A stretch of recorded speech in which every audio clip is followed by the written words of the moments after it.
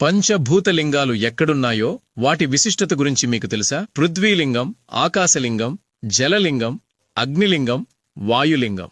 వీటిని పంచభూతలింగాలు అంటారు. వీటిలో మొదటిది పృథ్వీలింగం. ఇది మట్టిలింగం, కంచిలో ఉంది. ఇక్కడ మహాదేవుడు ఏకాంబరేశ్వరుడిగా ఉద్భవించాడు. ఈ శివలింగాన్ని పార్వతీదేవి ప్రతిష్ఠించింది. ఇక్కడ ఉన్న అమ్మవారిని కామాక్షీదేవి అంటారు. అష్టాదశ శక్తిపీఠాలలో ఇది ఒకటి. రెండవది ఆకాశలింగం. ఇది తమిళనాడులోని చిదంబర క్షేత్రంలో ఉంది.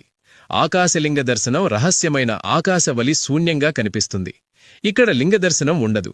అందుకని చిదంబర రహస్యం అని పేరు కూడా వచ్చింది. ఇక్కడ నటరాజస్వామి, శివకామి సుందరీదేవి అమ్మవారు మాత్రమే ఉంటారు. మూడవది జలలింగం.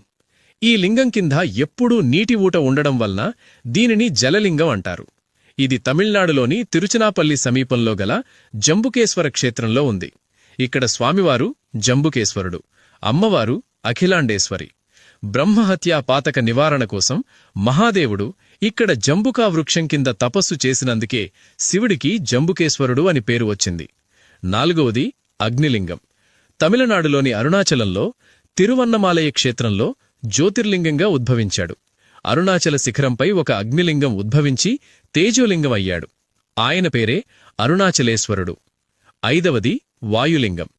ఆంధ్రప్రదేశ్ తిరుపతికి దగ్గరలోనే శ్రీకాళహస్తి క్షేత్రంలో వాయులింగంగా ఉద్భవించాడు. ఇక్కడ శివుడిని శ్రీకాళహస్తీశ్వరుడు అని అంటారు. అమ్మవారి పేరు జ్ఞానప్రసునాంబ.